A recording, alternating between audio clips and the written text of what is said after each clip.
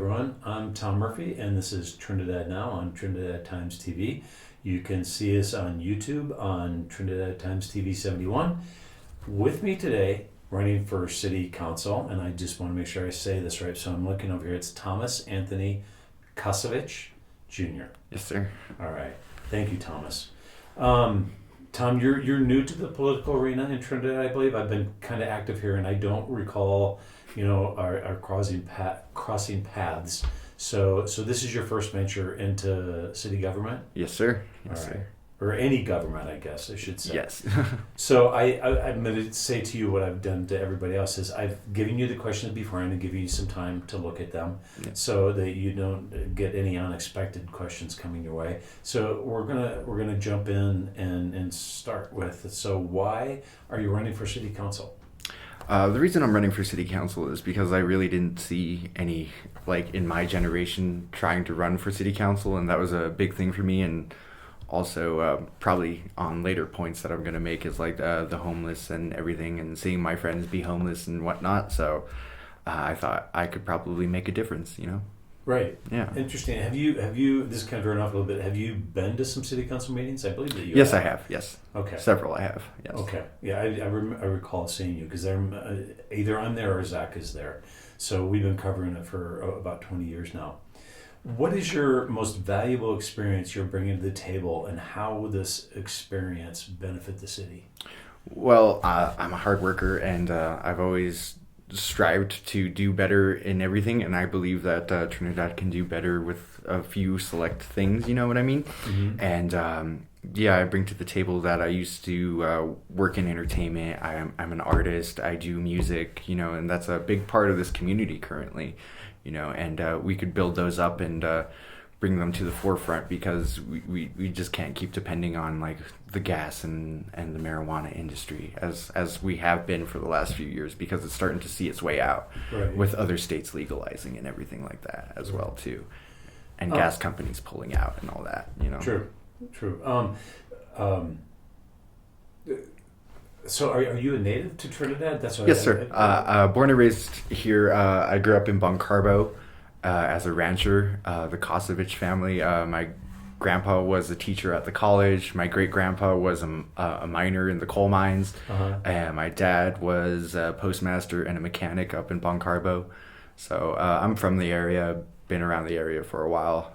We joke. My wife has some relatives that live up there. Well, I guess Technology Mine. So we always said we're going dancing in the streets of Boncarbo, and people are like, what? Yeah.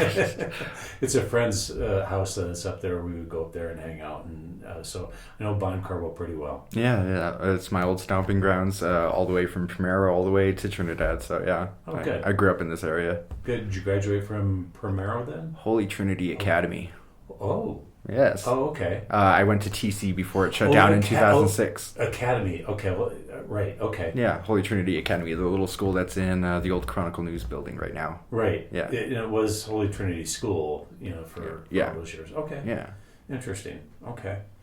Thomas, how will you balance the needs of all the constituents, including longtime residents like yourself, transplants, working class adults, families, ranchers, farmers, and others in that group? Taking into account their needs for sure. Definitely the locals take their needs into account and try to what am I trying to say here? Try to get to what they want, and same with the ranchers. I know the ranchers are a big part of this community, especially out in Honey and whatnot. Right. And I grew up a rancher, so I kind of get that with the needs that they need, veterinarians and trailers and stuff like that. Needs of the rancher. Transplants make them feel more at home for sure. Make this their new home.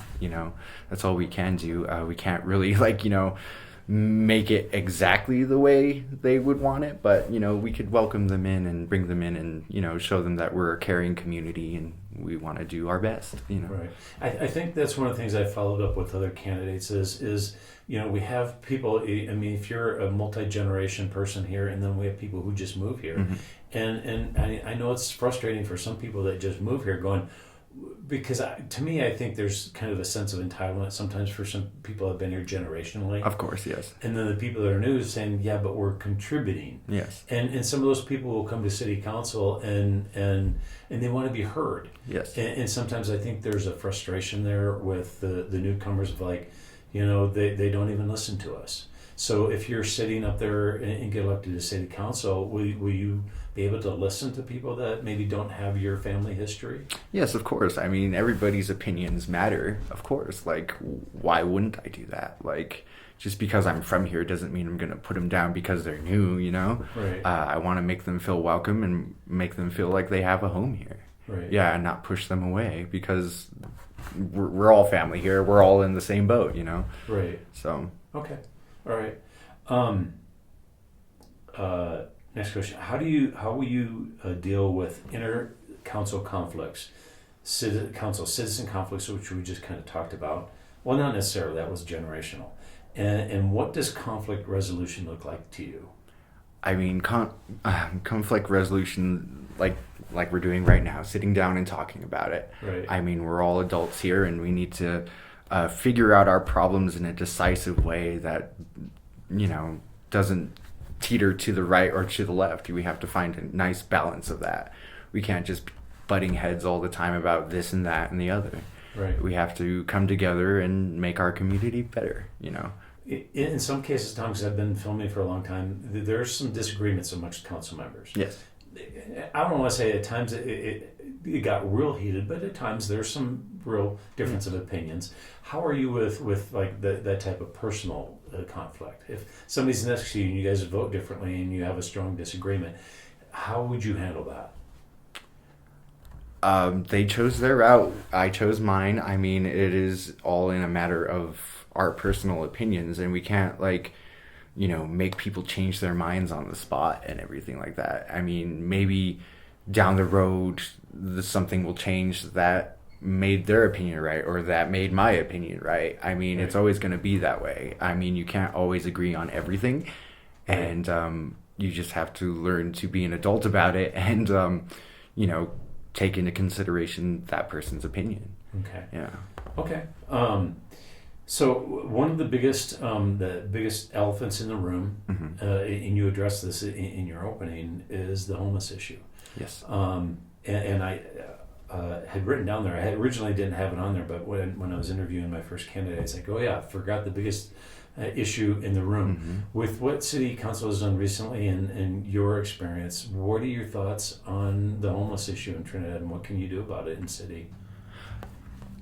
I was at that meeting where they voted on that, and The camping ban. yes. Yeah. Yes, and I understand. I get it. It doesn't look very good, in the forefront, but there's ways that we can,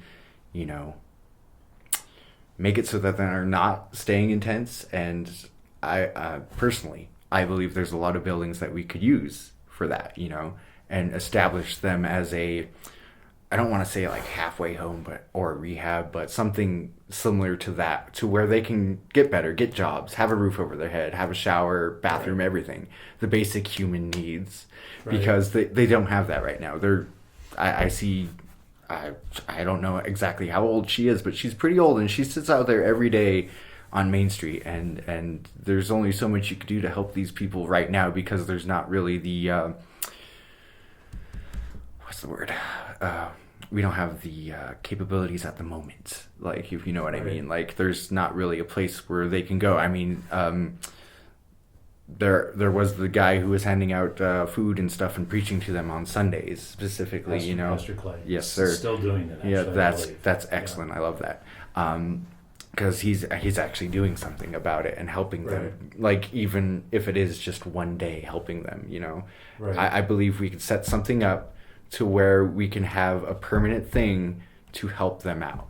Okay. We can't just keep pushing it to the side and voting on these things that don't really solve the problem. You know what I mean? Right. That didn't solve the problem. I believe that just made it worse, honestly, because Right. they're still going to do it anyway. Right. And how are you going to enforce that? You just can't. You just can't. You have to have a security officer posted there every day. Right. And that's just funds that we could be using to make a permanent thing for them, a Right. permanent housing situation for them. Right. Let me play a little bit of devil's advocate. And Okay. I asked the core questions, but I tried to mix it up a little bit. Okay. So let's say you're sitting on council and you've proposed, it's like, we have this vacant building, let's take and fix it up. Well, that's going to take taxpayer dollars. So imagine you're sitting on the council seat, and you and the other council have decided to purchase and do this building and have a place for them. I'm a taxpayer that comes up, and now the way we are so polarized right now in our politics, I come up and I say, Thomas, I don't want you to spend taxpayer dollars on these people. What would your answer to that be if you have decided that we're going to spend this money and we're going to get this vacant building? So I'm a taxpayer. I don't want you to spend money on that building for the homeless people. Okay, I understand your concern. So we could find a different financial route to take care of this instead of taxpayer dollars, per se, or not per se. What was I saying? It's okay. I try to make it a little bit unique with each person. Yes. So I haven't done it. You're one of my last interviews. I'm trying to make this unique. Okay, cool. Awesome. But I would say we could take the route of possibly, if they have a program for it, federal funding or a grant situation, you know what I mean? Like, I'm sure there would be a grant that we could bring in and, establish that, Okay. But what if it? What if it just boiled down to, it's like, we have the money and we're going to spend it, and they're upset. It's instead of a grant, it's like, we're going to spend taxpayer dollars, and they're dead set on spending the taxpayers' dollars. Yeah. Well, I would say we were trying to do the best we can and Right. help these people out. And we have to fund it somehow, and unfortunately, it has to be through the taxpayers' dollars. Okay. So it's just the way it would be. If we had to go that route. Right. I can share with you in the previous interviews. This is probably one of the toughest questions. Mm-hmm. There's no easy answers, There is none. and it's unfortunate. Mm-hmm. One of the issues, and this will be a question too, is I know the city's frustrated because we have bathroom facilities, but they keep destroying it. Mm-hmm. And so, a few people do all this damage, and then the others pay for it, by not having the facility. Yes. So if it's X number of dollars, would you have any thoughts on a solution of, they still need facilities, because I'm going to be crass here, they're going to defecate, they're going to urinate, and if we don't have facilities for them, they're going to do it outside. Yes. If they're going to go, they're going to go somewhere. Yeah. What are your thoughts of the city having to spend money, excuse me, on that?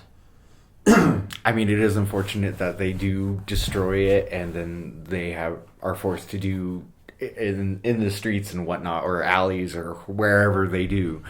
It is quite unfortunate. I'm sorry, I forgot the question really quick. No, it's okay. It's just the destruction of. I know it's frustrating. It is where It really we is. have the facilities, but they destroy them, and so the response is like, well, we're not going to fix them. But then we have the other problem. So you close off one avenue, and then that means they're going to be doing it in the street. So it's a conundrum. Yeah, it's also kind of like steamrolling the camp part, where they ban the camping, and that just steamrolls that, and then they shut down the bathrooms, and that just steamrolls that to another problem. So yeah, it's a very frustrating question and a problem that we have, and something that we could all come together and figure out as a community. Right. Not just city council figures it out, but I saw all those people who actually do help the homeless on a daily, weekly, however you want to put it, and there were so many of them that they could band together, and we could make that a community of unity for the homeless and whatnot. And Well, if you get elected, it's going to be an issue that's brought to you. Mhm. Yes, sir. So, all right. Okay, I think I'm good on that. And excuse my voice here. Thomas, what does government transparency mean to you? It means being upfront with people and not hiding anything. Yeah, for sure. It's about being honest to the community, because as being an elected city councilman, you are a servant of the people, in a way, yes. and Okay. that just means being honest with people, and you don't hide anything. Right. Yeah, Okay. just All being right. completely honest. Okay. So, what are your three top project priorities? Capital improvements, programming, adjusting things at City Hall, adjusting things at communication, which you kind of just addressed, or any other situations that maybe that you've looked at? One big one that I've looked at is the entertainment in Trinidad for sure, like music and arts and all that stuff. I feel like we could use an all ages venue for sure for like music and stuff like that, you Right. know, like maybe have a national act or something come in, you know, and play maybe every 3 months or something like that. For me specifically, that would do great for also the tourism Right. for sure. Bring people in from Denver and Albuquerque to see this one act or whatever. I mean, we Right. could totally be a stopping point. I mean, they would stop in Denver or Trinidad, Albuquerque, Right. you know, that make that circuit Right. for sure. Would that though be the city's role? Because like we have, and I have the thing here in the Fancy Spider. I And- do love the Fancy Spider, and Right. I'm so proud of them doing that. It's such a great thing. So, but would that isn't that more for an independent business rather than the city to do? I mean, I think it goes hand in hand with tourism, honestly. Okay. Like, I mean, yeah, sure, maybe a private business would run it, but we would maybe advocate for it, you know? Right. Like, push it towards the people and see how they would like that idea. Yeah. Maybe they don't, maybe they do. I mean, it's just an idea that I had for Right. entertainment around, like, with the arts and everything. You might not be familiar, but there is some tentative plans, although there's not necessarily money for the Chimino Park, to put an amphitheater and and develop that. So that might be one of the venues that down the road, if they're able to come up with the money, where it would facilitate exactly Yeah. what you're talking about. I mean, I've heard plans of that for sure. Yeah, Yeah. definitely with the outside amphitheater, and that would be great in the summer, but Yeah, Yeah. I'm only sharing that because I'm at all the meetings, so I have a little bit of knowledge on that. So That's good. I can see where you're going with that, where they're kind of following along in those lines of what you think they could do. yeah. So it's potential. It's like, and if they could write a check, it probably would be begun on. But it's always comes down to, first you got to find the money. Yes, exactly. It always boils down to the money. Yes, it does. Yeah. Okay. Last question before we take a short break is: how do you see City Council helping to secure proper funding for city to address its infrastructure needs, programming needs, and special project needs, etc.? It's kind of rehashing the last question. Yeah, but- for sure. All these questions connect. I noticed. I was like, Yeah. yeah, they kind of connect in a way. Infrastructure. I have seen potholes here since I've been in elementary school, like the same Right. exact potholes, especially over there on Linden. I mean, I recently saw that they fixed the one of the train tracks and stuff, so it makes it less of a and Right. breaks your shocks and everything like that. So yeah, infrastructure is definitely a big thing, especially in this town. Our main street isn't the best it's been in years. Right. I know that, like especially with the roads and the plumbing and all that good stuff. Right. Securing funds, I guess we would have to do it through the state way. We'd have to Right. secure funds that way, or once again through possibly grants if they have them available for infrastructure. Right. Yeah, that would definitely be one of the ways to do it. And then it goes back to the taxpayers' dollars as well too. Yeah, and the surrounding businesses that would have to pay for that as well too. Unfortunately, you know what I mean. So yeah, that would probably be one of the ways to secure the funding for that. Okay. Yeah. All right. Well, Thomas, we're gonna take a short break. Okay. 2 or 3 minutes, let you catch your breath, and Yeah, drink for the sure. water. So, everyone, I'm Tom Murphy, and this is Trinidad Now, Trinidad Times TV. We're going to take a short break, and Thomas and I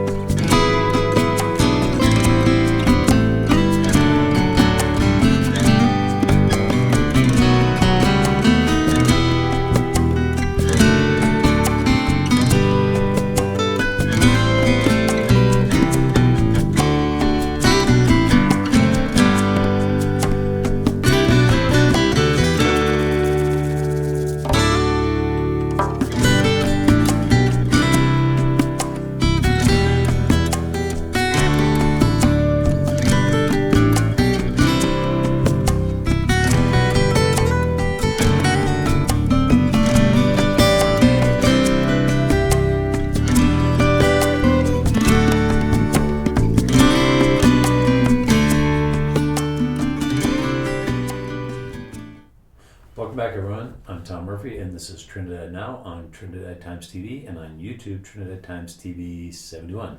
Like, share, and subscribe. We're back for the second half of our interview. Thomas, thank you for joining me. Thank you for running for City Council.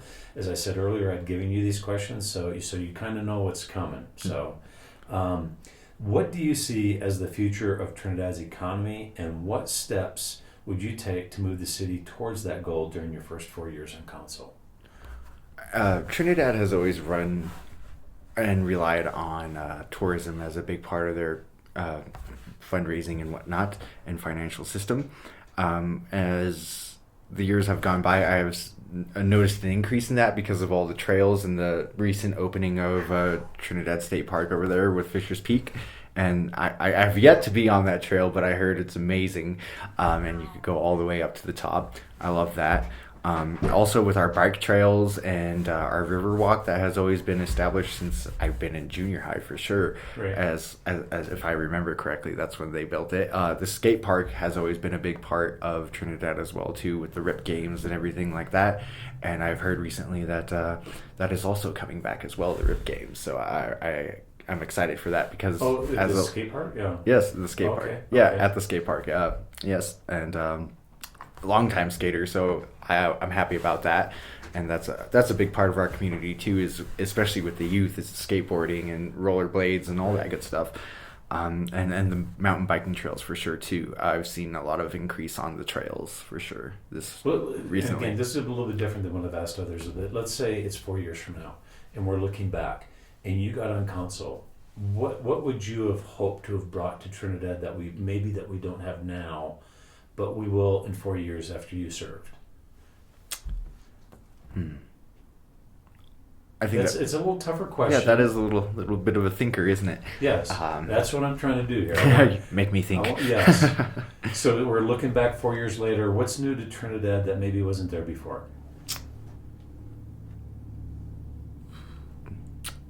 Maybe even more trails and stuff like that for sure.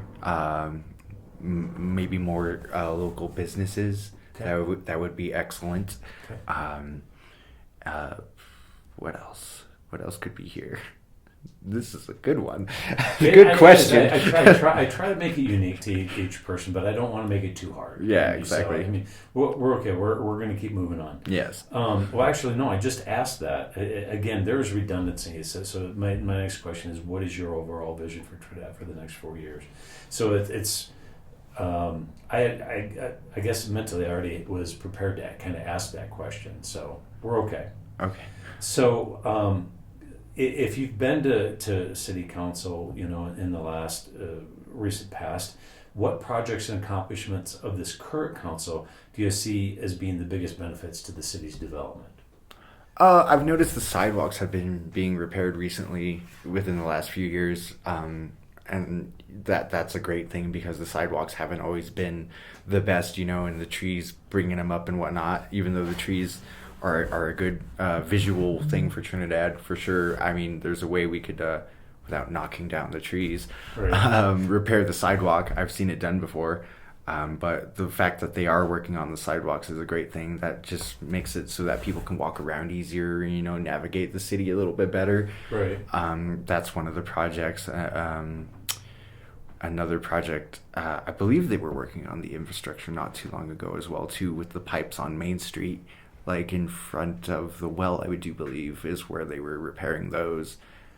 And yes, the streets, they have slowly been working their way towards that as well too, repairing certain things on certain streets as well too, like Santa Fe Trail, that was repaired recently as well too, and the right next to the courthouse as well too. So I've seen moving along, like all that good stuff. Sure.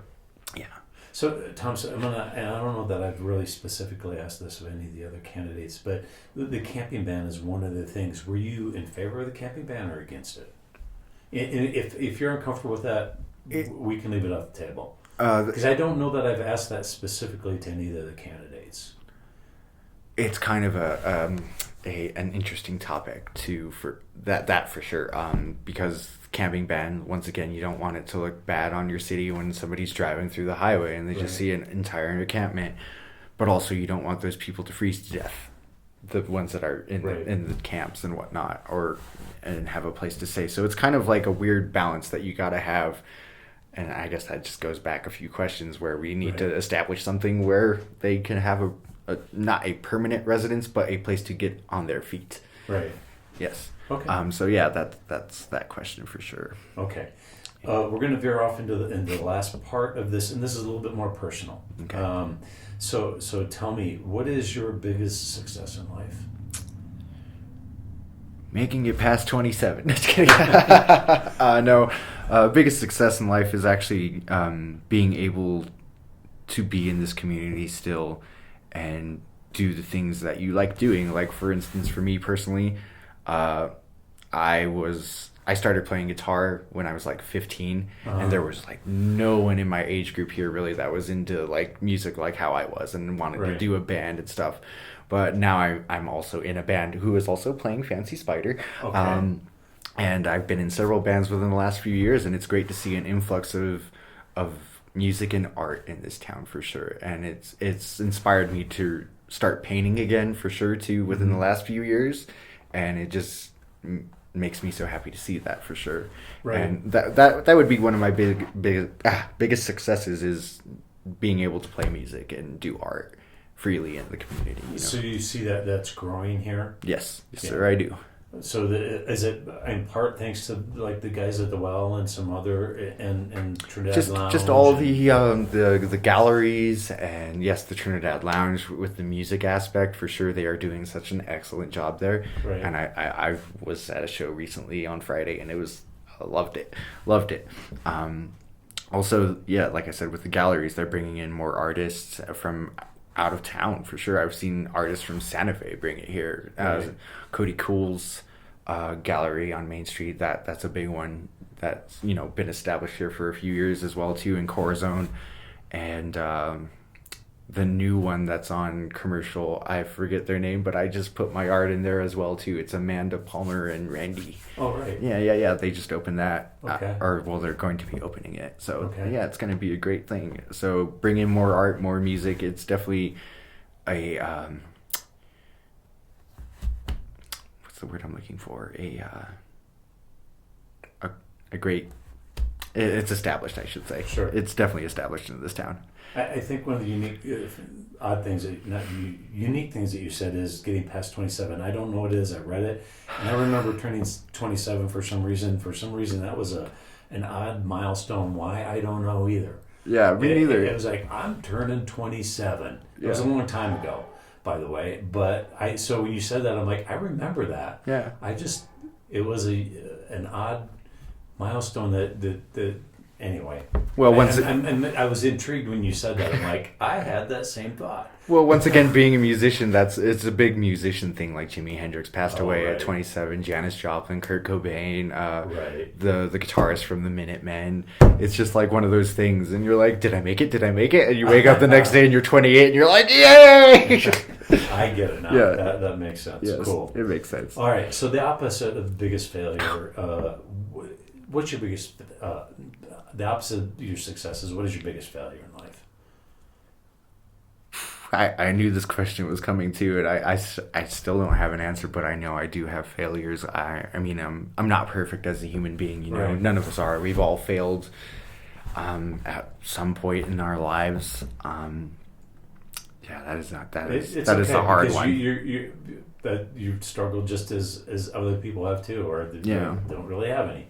So that's a good answer. Yeah. So, Thomas, who are or were your biggest influences in life? My mother, she was a kindergarten teacher.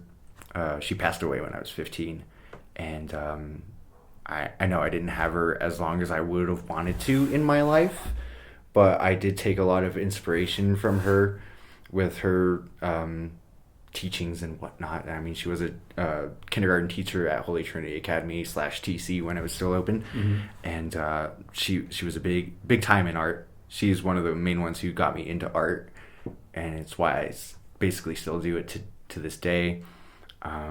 Also, my dad's a big one too. I mean, if it wasn't for him, I wouldn't pretty much be the person I am today. Right. You know what I mean? very hard-headed and stubborn, you know? Okay. Yeah. So, Thomas, one of the last things I like to do is just in case I've left something off the table that people want to address. But this is also time, to look at the camera and talk to the people that are going to be voting. And if I've forgotten something or you would like to express something, now's the time to do it. But as I told you earlier, what I want you to do is look at the camera there, Okay. and not talk to me. But when you're done, then turn and look back at me. All right.